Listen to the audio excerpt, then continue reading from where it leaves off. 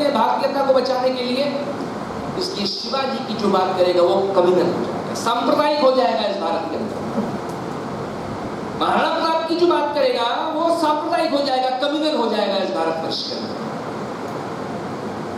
और श्री अरबिंदो अगर ये कहेंगे कि भारत को मैं सिर्फ भारत माता के रूप में देखता हूं और उसमें वास करने वाले जो 40 करोड़ भारतीय हैं उनकी ऊर्जा है भारत माता, तो अगर आप भारत माता नाम का प्रयोग करेंगे तो आप कम्युनल हो जाएंगे, सांप्रदायिक हो जाएंगे।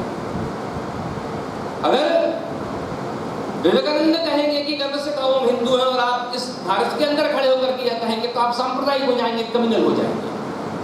जबकि मैंने कहा कि भारत, धर्म और रिलीजन ये सब अलग चीजें हैं। तो उसको उदाहरण से और समझ लीजिए कि आज हर घर तिरंगा शुरू होने जा रहा है। उस तिरंगे की अगर आप गाथा पर जाइए तो पहला तिरंगा जो 1904 और 5 में सिस्टर निवेदिता के द्वारा डिजाइन किया जा रहा है, उस तिरंगे के ऊपरी भाग पर लिखा हुआ है वंदे मातरम। दूसरा तिरंगा जो 1907 में जर्मनी में फैलाया जा रहा है, जिसको कि विनायक दामोदर सावरकर, मैडम भीकाजी कामा जी और श्यामजी कृष्ण वर्मा के द्वारा डिजाइन किया गया है, वो सेकंड फ्लैग है, जिसको स्टुटगार्ट जर्मनी में फैलाया गया। उसके भी ऊपर लिखा हुआ वंदे मातरम। 1915 में लोकमान्य तिलक के द्वारा होम रूल लीग का तीसरा झंडा बनाया गया भारत का। उसमें सप्तऋषि का कंसेप्ट आपको दिखाई देगा, लेकिन ये सब कम्युनल हो गया। 1921 में वंदे मातरम को हटा करके चरखा ले आया गया। ये चरखा भारत को जोड़ने का काम करेगा। 1931 में उसको कांग्रेस के झंडे के रूप में माना गया। वंदे मातरम गायब हो गया। उस भारत के अंदर से जो भारतीयता के प्रतीक थे वो गायब हुए। और 1947 में लेकिन जाकर के बाबू राजेंद्र प्रसाद की अध्यक्षता में चरखा पे हटा तो आया कौन? रिलीजन नहीं आया, अशोक का धम्म। और धम्म के जो 24 चक्र हैं वो 24 है क्या, ये तुम लोगों को जानने की जरूरत है। वो 24 वही भारतीयता के आधारित भूत लक्षण हैं जिनको उसमें शामिल करके प्रतीक के रूप में बता रहा है वो चक्र। इसलिए धर्म का प्रतीक के मूल में आया वो झंडा लौट के, विभाजन के बाद आया नहीं। तो वो कोई रिलीजन के रूप में नहीं आ रहा। फिर मैं कह रहा हूँ धर्म के रूप में आ रहा। धर्म मतलब हमारा क्या धर्म होना चाहिए, हमारी मातृभूमि के लोगों का क्या धर्म होना चाहिए। इसलिए अगर शिवाजी महाराज का झंडा अगर केसरिया था तो शिवाजी महाराज का झंडा जो था वो कम्युनल था। महाराणा प्रताप का झंडा अगर केसरिया था तो वो झंडा कम्युनल था। वंदे मातरम अगर झंडे पे था तो वो झंडा कम्युनल था। और 1921 में डिफाइन किया गया जब 3 रंगों को कि केसरिया जो है हिंदुओं का प्रतीक है, हरा जो है वो इस्लाम का प्रतीक है और सफेद जो है वो अन्यों का प्रतीक है, तो इसको 1947 में पुनः रीडिफाइन करने की जरूरत पड़ी कि नहीं, केसरिया बलिदान का प्रतीक है, सफेद रंग ऊर्जा का प्रतीक है और हरा रंग विश्वास का प्रतीक है। इन प्रतीकों में उसको पुनः बताना पड़ा 1947 में उस अपने राष्ट्रीय ध्वज के बारे में, जो धर्म के आधार पर ही निकल करके आ रहा है। तो तिलक कम्युनल हो गए और तिलक के कम्युनल होते ही इस देश के नंदवेशियों ने कहना शुरू किया 2 कल्चर थी, 2 संस्कृतियों की सिद्धांत उन्होंने दिए। और इस 2 संस्कृतियों के सिद्धांत को आप जितने युवा लोग बैठे हैं वो भी इसको देखें और जो शिक्षक मंडली बैठी है वो भी इसको देखें। तिलक की किसी भी स्पीच में कोई एक लाइन या जिस दिन दिखा देगा मुझे कि उन्होंने किसी स्पीच में सांप्रदायिकता का प्रयोग किया हो, तो उस दिन मैं तिलक को सांप्रदायिक मानने लगूंगा। कोई एक स्पीच में मुझको दिखा दे। लेकिन तिलक के शिवाजी महोत्सव और गणेश महोत्सव की पहली परिणति कि देश में पहला जो कौमी दंगा हो रहा है बंबई में हो रहा है, 1897 में हो रहा है, क्योंकि गणेश उत्सव की शुरुआत तिलक के द्वारा की जाएगी, नहीं निकलेगी गणेश यात्रा। वहीं से यह रंग समावेशी और अन्वेषी के बीच एकदम स्पष्ट होकर के आने लगा। और अलीगढ़ मुस्लिम विश्वविद्यालय के बनने के पहले अलीगढ़ मुहम्मद बिन नसर सैयद अहमद खान ने ये बात कांग्रेस के बनते ही नहीं 1886 में लिखित रूप से कि भारत दो संस्कृतियों का देश है। आप अगर पटरी के बीच में खड़े हो जाएंगे तो कुछ दूर तक तो आपको ऐसा लगेगा कि दोनों पटरी अलग हैं, लेकिन एक निश्चित दूरी के बाद आपको ये दिखाई देगा कि दोनों पटरियां आपस में मिल जाती हैं। लेकिन ये भ्रम है, दोनों पटरियां कभी मिलती नहीं। ये तिलक ने नहीं कहा था, ये अरबिंदो ने नहीं कहा, कोई एक साक्ष्य ला करके दिखा दे तो मैं उस दिन अपने आप को इतिहास के विद्यार्थी होने का दावा छोड़ दूंगा। नहीं है लाइन, लेकिन ये लाइन है जो मैं बता रहा हूं। और वहां से जिस सांप्रदायिक कांड की शुरुआत की गई, जिसको मैंने आपसे कहा कि सबसे बड़ा आघात अगर भारतीय दर्शन पर हुआ तो वह हुआ कि धर्म को रिलीजन के रूप में ट्रांसलेट कर दिया। है ही नहीं, हम हैं ही नहीं वो, हम थियोक्रेटिक स्टेट कभी रहे ही नहीं। हमने कहा आपसे, ना हमने क्रूसेड किए, ना हमने जिहाद किए, ना हमने कहीं जाकर के मस्जिदें तोड़ी, ना हमने कहीं जाकर के गिरजा तोड़ी, ना हमारा कोई राजा झंडा लेकर के निकला कि हम पूरे विश्व में सनातन को फैला देंगे। नहीं, ये संस्कृति का आधार ही नहीं रहा भारत। उस भारत की संस्कृति को सेकुलर संस्कृति और 1947 के बंटवारे तक पहुंचने में बहुत समय नहीं लगा। क्यों? क्योंकि जड़ें भारत में पसरनी शुरू हो गई थी 8वीं शताब्दी से। उस 8वीं शताब्दी से होते हुए जब आप आगे तक पहुंचिएगा तब आपको इसकी तारतम्यता दिखाई देगी। इस तारतम्यता को समझने के लिए, और अगर मैं आगे 2 मिनट में और बात कहूं, बड़ी सामने लगी हुई है मेरे, कि कभी पुस्तक खोलिएगा और देखिएगा कि खंडित तो हम जरूर हो गए, लेकिन किसी भी आपको अगर देश का या राष्ट्र का इतिहास ऐसा मिले देखने के लिए कि जहां 700 वर्षों तक जो राज्य है वो राष्ट्र का प्रतिनिधित्व नहीं करता है। मैं एक वर्ष की बात नहीं कर रहा हूं, 700 वर्षों की बात कर, अर्थात 1206 से लेकर के 1947 का जो राज्य है वो राष्ट्र का प्रतिनिधित्व नहीं करने वाला राज्य है। तो उसके बाद भी किसी भी देश की संस्कृति और सभ्यता क्या जीवित रही जहां कितने वर्षों तक राज्य जो है राष्ट्र का प्रतिनिधित्व न कर रहा। अर्थात एक ऐसा देश जो आपसे कह रहा हूं कि जो समावेशी है, वहां सत्ता अनन्वेषियों के हाथ में, लेकिन वह अनन्वेषी सत्ता भी इस समावेशी संस्कृति को समाप्त नहीं कर पाई। किसी विश्व के कोने में आपको ये उदाहरण देखने के लिए नहीं मिलेगा। राजनीतिक रूप से खंडित होने के बावजूद भी जो भारतीय संस्कृति के आधार है वो किसी न किसी रूप में उपमहाद्वीप के अंदर व्याप्त है। आज हम उन राष्ट्रीय राज्यों के विलय की बात तो नहीं कर सकते, लेकिन उन भौगोलिक चौहद्दियों के अंदर जो भारतीयता व्याप्त है उसको जोड़ने का काम हम जरूर कर सकते हैं। और जब हम उसको जोड़ने का कार्य करेंगे तो फिर हम जिस अखंड सांस्कृतिक भारत की बात करते हैं वो निकल करके सामने आना शुरू होगा। क्योंकि इतिहास की पुस्तक से हर वह महत्वपूर्ण चीज गायब है या हटा दी गई है जो इस अखंड भारत के खंडित स्वरूप और खंडित स्वरूप से निकलने वाले अखंड भारत के स्वरूप की बातचीत कर सके। और जब मैं ये बात कह रहा हूं तो मेरे कहने का मतलब अर्थ या तात्पर्य क्या है? मेरे कहने का तात्पर्य ये है कि आप 3-4 सिर्फ उदाहरण देखिएगा, गूगल में पलट करके देख लीजिएगा, किताब पढ़ने की जरूरत नहीं। एक तो मैंने आपको बता ही दिया कि नालंदा फूक दिया, सोमनाथ गिरा दिया, अयोध्या तोड़ दी, मथुरा तोड़ दिया, चलिए कोई बात नहीं, उससे भी भारतीयता समाप्त नहीं हुई। गोवा में जब पहुंचे हैं पुर्तगाली तो जरा सा भारत को सिर्फ राजनीतिक रूप से नहीं सांस्कृतिक रूप से विखंडित करने की ध्यान दीजिएगा।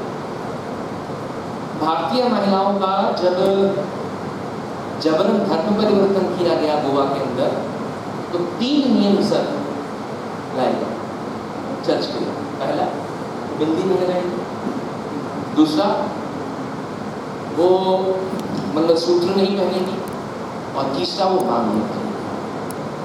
अर्थात भारत को जोड़ने वाली यह जो प्रथा है कि भारतीय महिला जो आप देखते ही कह देते हैं, चाहे उत्तर से आप पूर्व जाइए, चाहे दक्षिण से आप किसी भी क्षेत्र में जाइए, पहले उसने इन 3 प्रतीकों को समाप्त किया कि ये नहीं करेगी महिला।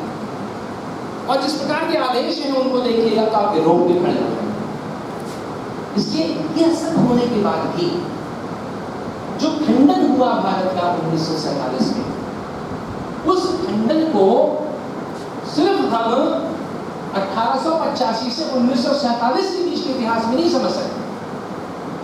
1857 में किसी को दिक्कत नहीं है, कोई प्रॉब्लम नहीं है। जब कहते हैं कि साहब जितने क्रांतिकारी थे सब वो बहादुर शाह को राजा घोषित कर रहे थे, तब कोई दिक्कत नहीं है। लेकिन 57 में दिक्कत नहीं, लेकिन 85 आप कहते दिक्कत खड़ी हो जाएगी। और 85 से निकलने वाली वह जो दिक्कत है, और वो दिक्कत का स्वरूप ऐसा हो गया कि सन 1906 में, सन 1905 में जब बंगाल का विभाजन हुआ, तो वंदे मातरम और इस राखी के धागे से किसी को परहेज नहीं। लेकिन मैंने कहा कि 1930 तक फ्लैग के ऊपर, झंडे के ऊपर वंदे मातरम है। 1930 में हुआ था। और असहयोग आंदोलन के वापस लेते ही कांग्रेस का सत्र वंदे मातरम से शुरू हुआ था। 1906 तक तो यूनियन ऑफ जैक कहलाया जाता था कांग्रेस अधिवेशन में।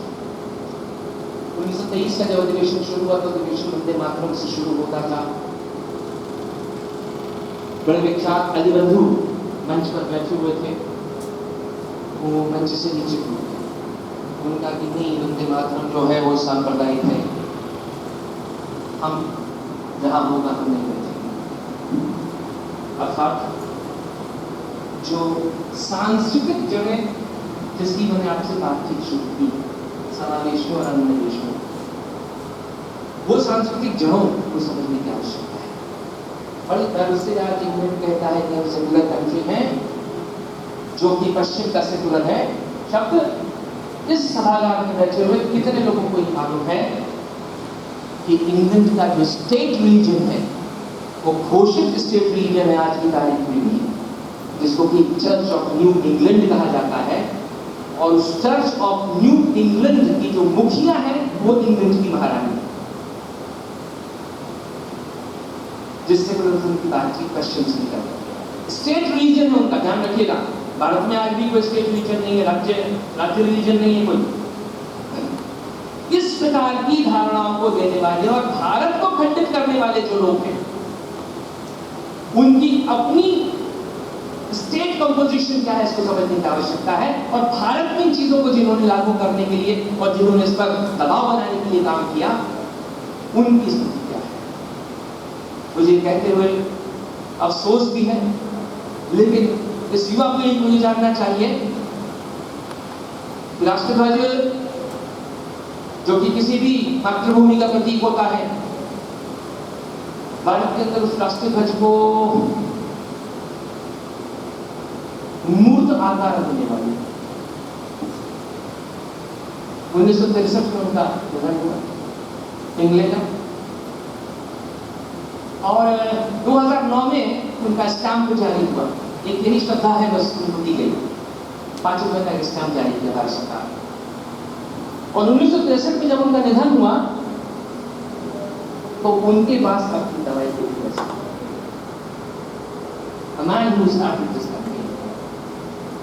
वो सिर्फ उनके पास वो जमीन का टुकड़ा था जो शताब्दियों में दी थी जब वो युद्ध में सैनिक के रूप में था। उसके अंदर 2 मुक्ति होगी उनके पास। तो जब हम इन चीजों को विस्तृत करेंगे, जब हम चीजों के बारे में नहीं जानेंगे, तो भारत विखंडित हुआ कैसे, इस पर जब बातचीत शुरू होगी तो शायद आप लोगों के साथ 10 घंटे बातचीत होगी, तब आपको समझ में आएगा। सिर्फ इतना समझ लीजिए कि हम शुरू से समावेशी थे और जो विखंडन की धारा शुरू हुई वो हमारे निवेशों के पार बन सके, जिनके एक नहीं 5-7 मैंने आपको गिरे सामने दिए कि वो कैसे पेनिट्रेट कर रहे हैं भारतीयता को तोड़ने लगे, भारतीयता। और ये जो विखंडन है भारत का, इस विखंडन से उत्पन्न हुई जो परिस्थितियां आज भी भारत से कहीं ना कहीं लड़ने का काम कर रहा है। और शायद इसके विषय में एक जो जिनको मैं आदरणीय कुलपति के रूप में तो महत्वपूर्ण मानता ही हूँ, मेरे गार्जियन स्वरूप हैं वो, लेकिन मैं उससे पहले उन्हें भारत माता के एक सैनिक के रूप में सलाम करता हूँ कि उस विखंडन को किस प्रकार से आप लोग रोकते हैं, बचाते हैं। और भारतीयता को बचाने के लिए अभी भी कितनी जद्दोजहद चल रही है कि ये देश की आज़ादी का जो 75वां वर्ष है आज़ादी का, इसमें तिरंगा यात्रा होनी चाहिए कि नहीं होनी चाहिए, तिरंगा घर घर लगना चाहिए कि नहीं लगना चाहिए, इस पर बहस हो रही है। तिरंगा ही नहीं, किसी भी राष्ट्र का जो ध्वज होता है वो उसके नागरिकों की स्वतंत्रता का परिचय है। उसी ध्वज से आपकी स्वतंत्रता और हमारी स्वतंत्रता का परिचय होता है। इसके प्रत्येक नागरिक का ये कर्तव्य है कि उस झंडे का सम्मान करे और उस झंडे की रक्षा में अपना सब कुछ आहुत करे। तो इसलिए चुनौतियां हैं कितनी, वो आज भी आप लोग समझ सकते हैं। लेकिन इस भारत के विखंडन की जो गाथा है बड़ी गहरी है, बड़ी ही नर्मस्पेशी है, बहुत ही ज़्यादा दुख देने वाली है, क्योंकि इतिहास उन साक्ष्यों को अभी सामने नहीं ला पाया, लेकिन अब वो ला रहा है। और मुझे इस बात का बड़ा गर्व है कि ये जो भावी पीढ़ी है ये इन चीज़ों के बारे में और बेहतर जानेगी।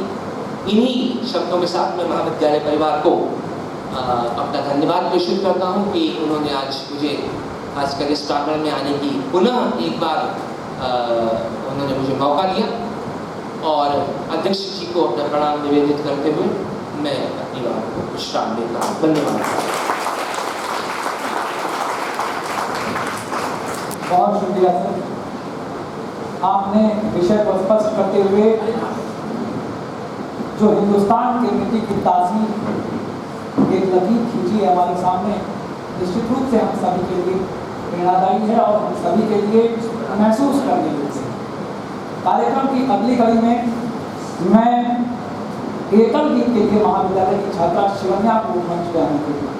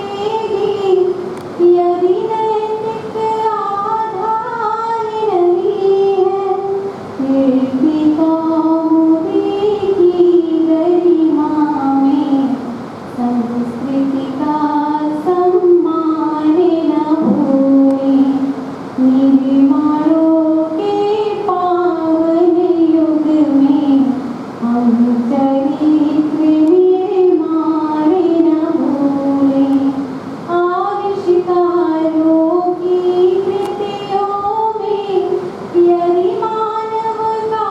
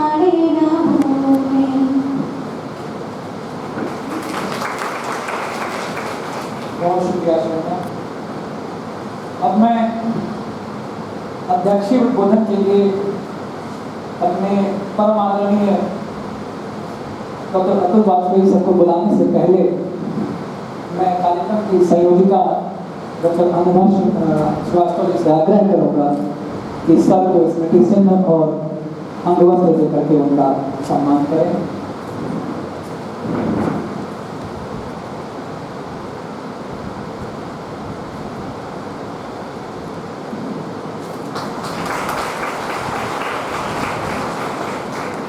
इसके बाद मैं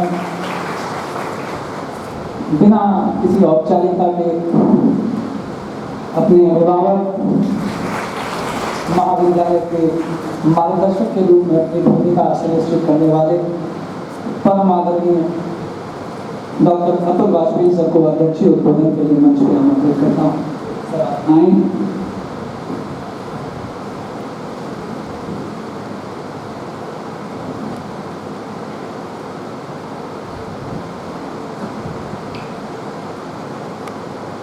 धन्यवाद हमको यहाँ बुलाने के लिए। पहले तो मैं बताना चाहता हूँ कि मैं डॉक्टर हिमांशु चतुर्वेदी के इतना विद्वान नहीं हूँ।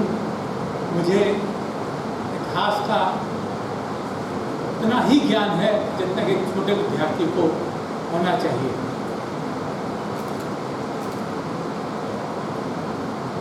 डॉक्टर हिमांशु चतुर्वेदी साहब ने जो बताया क्या क्या कारण थे जिससे कि आज अपना भारतवर्ष जम्मू द्वीप विभाजित हुआ,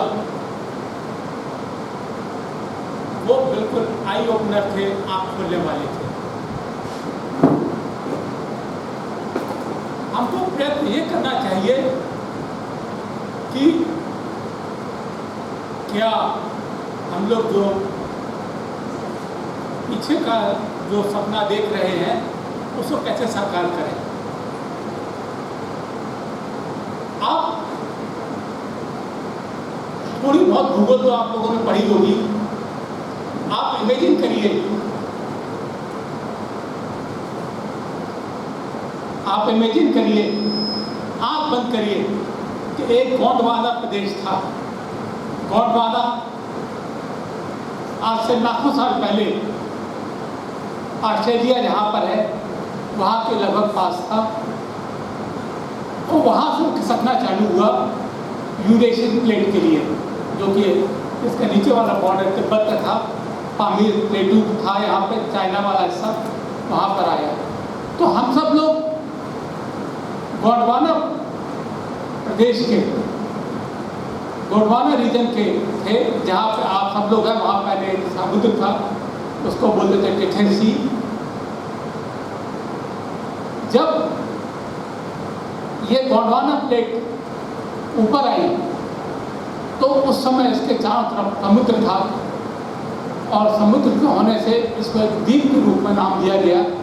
और शायद ऋषि मुनियों ने उस समय की परिकल्पना करते हुए, जब मानव पैदा भी नहीं हुआ था, तब इस भारत के इस एरिया को जम्मू द्वीप बोला, क्योंकि चारों तरफ पानी था। तो हम लोग की संस्कृति वहाँ से चालू होती है जब आदमी का उद्भव भी नहीं हुआ था। हम लोग आए, गोंडवाना प्लेट आई, टकराई यूरेशिया प्लेट से, और इसने 3 जगह से जमीन को उठा लिया। बिल्कुल नॉर्थ में हिमालय आ गया, वेस्ट में हिंदू कुश बन गया, और ईस्ट में अराकान की पहाड़ियाँ आ गई। और जिसने जो इतना एरिया बनाया वो एक जम्मू द्वीप या भारतवर्ष के नाम से नाम दिया गया। तो जिस चीज़ को लाखों करोड़ों साल में प्रकृति ने बनाया है, उस जगह हम जैसे मानव, तुच्छ मानव, उसे कैसे डिवाइड कर सकते हैं, ये एक बहुत ही हास्यास्पद बात है। लेकिन कुछ हुआ इसका ऐसा कि आगे जो त्रासदी हुई उसको हमें देखना पड़ रहा है। मैं एक जिन्ना साहब पैदा हुए, उन्होंने 2 नेशन थ्योरी बोली। टू नेशन थ्योरी में उन्होंने बोला, जैसा कि बताया गया है कि दो लोग हैं वो साथ साथ नहीं रह सकते। अरे टू नेशन क्या, उनको तो बोलना चाहिए था हजारों नेशन थ्योरी, क्योंकि कोई भी दो जगह पे हम लोग साथ साथ, दो कम्युनिटीज अलग अलग विचारधारा की हमेशा से रही हैं और पूरे विश्व में रह रही हैं। तो ये लोग उन्होंने भारत में करने की सोची क्यों? यही गलत बात है। आज भी विश्व में हर जगह पे सारी कम्युनिटी साथ साथ रहती हैं और ज़्यादा दिक्कत की बात नहीं कर रही। तो कभी आप लोगों में से कोई पाकिस्तान गया? शायद नहीं गया। हमको एक बार मौका मिला था, करीब हो गए 20-25 साल पहले, कि पाकिस्तान किसी काम से गए थे, सरकारी काम था, तो वहाँ पे लोगों से कुछ मिलने का मौका लगा। वहाँ पे पाकिस्तान में जाओगे तो एक्सेप्ट कुछ पोस्टर जो हैं लिखे हुए हैं, वो उर्दू में लिखे हैं, वो कुछ पहनने के लिए उन्होंने वो पठानी सूट पहनने के अलावा आपको बिल्कुल ऐसा लगेगा कि गोरखपुर के किसी गली में घूम रहे हो। वही बातें, वही कल्चर, वही खाना पीना, वही ढाबे पे खाओ तो जैसे हम लोग ढाबे पे जाते हैं तो बस से जाते हैं तो ढाबे पहुँचते ही होते नहीं, रुकती बस, तो सबसे अधिक क्या ऑर्डर करते हैं हम लोग? दाल फ्राई और रोटी, बेसिकली जितना मीनू बोलता है वही वहाँ का हाल। जो आदमी यहाँ से जाने के बाद में, स्पेशली जो पूर्वी पाकिस्तान का जो पूर्वी हिस्सा था, जो पंजाब एरिया था, वहाँ कल्चर सेम है, आपको कुछ नहीं लगेगा। जिन्ना ने उसको चेंज करने की कोशिश करी थी कि हम टोटली चेंज हो जाएंगे। आदमी ऐसे नहीं गुजरता।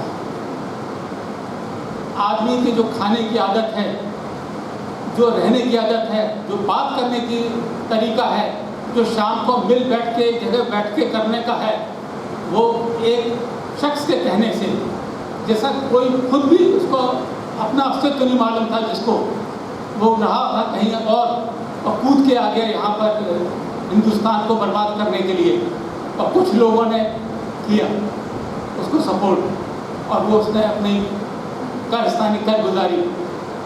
आज तक जो पाकिस्तान में यहाँ से गए हैं लोग, वो एक स्पेशल अजीब टाइप का नाम दिया, मुजाहिद, ऐसे कोई नाम है,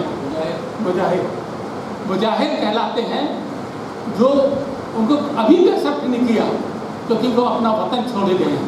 ध्यान रहे, कभी अपना ज़मीन मत छोड़ना। अब एक और उदाहरण देता हूँ, ये तो बड़ी पुरानी सी कहानी हुई है। एक था अंडमान में एक सेलुलर जेल बनी। मैं ये बताना चाहता हूँ कि विभिन्न संस्कृति कैसे रह सकती है, और क्या ये टू नेशन थ्योरी का कोई अस्तित्व है ही नहीं। मैं बहुत बड़ा पढ़ाकू नहीं हूँ, ना मुझे ज़्यादा पता है, लेकिन जो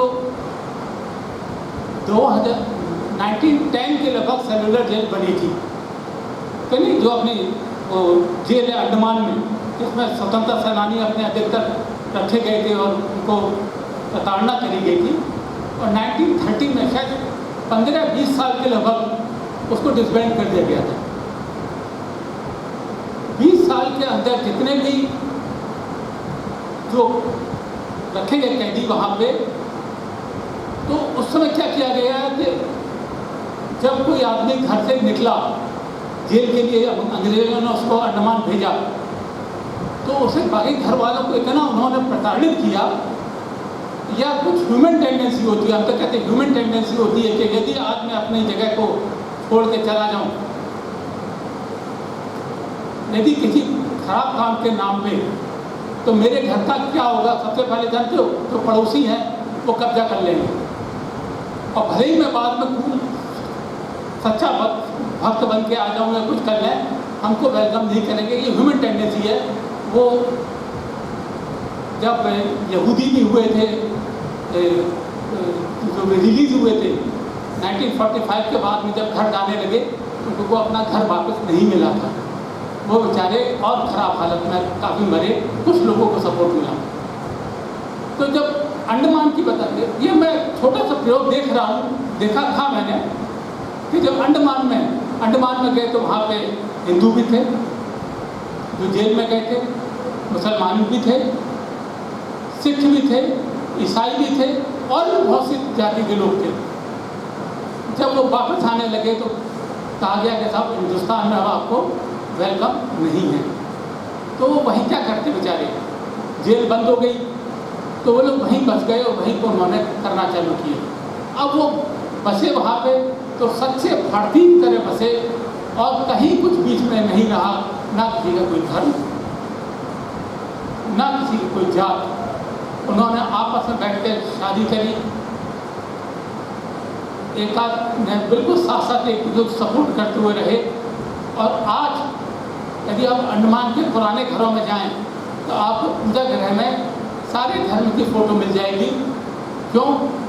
कहा जाता है कि साहब उसकी जो लड़की है वो मुसलमान है तो इसका ये वाला हिस्सा है, घर की एक ही पूजा करना एक ही होगा, अलग अलग नहीं किया जाएगा। और जो सिख है उसका ये है, हिंदू है उसका ये है।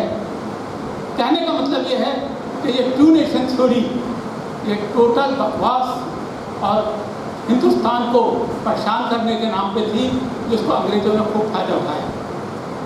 आज हम लोगों को नए सिरे से सोचना होगा। जो नियम प्रकृति ने बनाया है, जो नियम भारत माता ने बनाया है, भारत माता वो पैसा ना ले। इस चीज़ को मैं थोड़ा सा कहते हैं सांप्रदायिकता वाले हिसाब किताब से कह रहा हूँ। जो प्रकृति का बनाया हुआ नियम है उसको कोई लंबे समय तक छेड़छाड़ कर नहीं सकता। तो एक ना एक दिन तो जो हिस्सा हमारा टूट गया है वो मिलेगा ही हमको। लेकिन यदि हम लोग के रहते हुए कोई हिस्सा मिल जाए तो हम लोग को बहुत खुशी होगी। धन्यवाद। धन्यवाद सर। निश्चित रूप से आपने जो अनुभव अपने व्यक्तिगत अनुभव साझा किए हम सबके लिए सबक है, हम सभी को उसको ध्यान में रखना होगा। कार्यक्रम को अंतिम स्वरूप देने के लिए मैं महाविद्यालय की छात्राओं को वंदे मातरम के लिए आमंत्रित करता हूँ। आप सभी अपने स्थान पर खड़े होकर वंदे मातरम।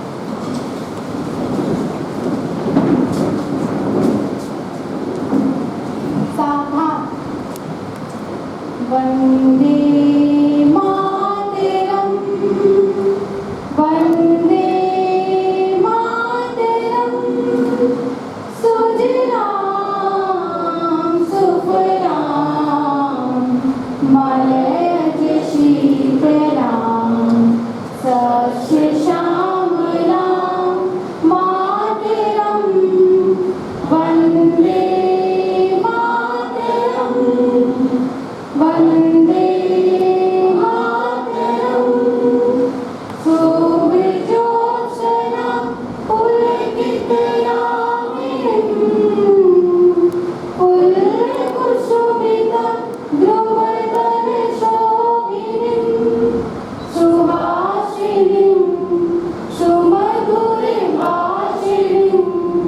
सुफलां वरदां मातरम्, वंदे मातरम, वंदे मातरम, कोटि कोटि कंठे कलकल निनाद कराले, कोटि कोटि भुजगत हर करने वाले, केवले मातु अबले बहुबलधारिणी नमामि तारिणी, रिपुदलवारिणी मातरम, वंदे मातरम, वंदे मातरम।